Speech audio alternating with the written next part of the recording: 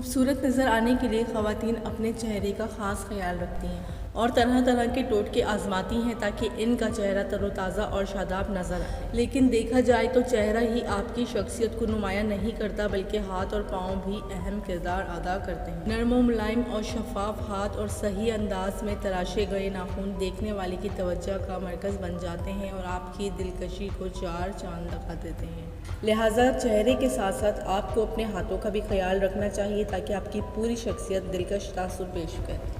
ہاتھوں کی خوبصورتی کے لیے سب سے پہلے صفائی کا خاص خیال رکھیے۔ اس کے لیے تازہ لیموں کلینزر کے طور پر استعمال کیجیے۔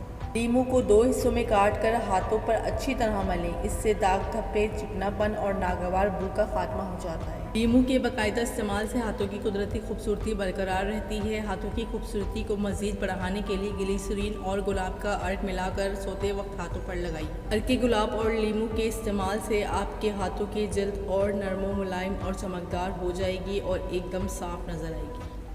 ہاتھوں کی صفائی کرتے وقت ناخنوں کو اچھی طرح فائل کر لیجیے تاکہ ان کے اندر میل کچیل پوری طرح سے صاف ہو جائے، کیونکہ بڑے ناخنوں کے اندر کام کرتے وقت میل کچیل جمع ہو جاتی ہے جو کہ بیماریوں کا باعث بنتی ہے۔ اس لیے ہاتھوں کی صفائی کا ہر وقت خیال رکھیے تاکہ جراثیم سے بچ سکیں۔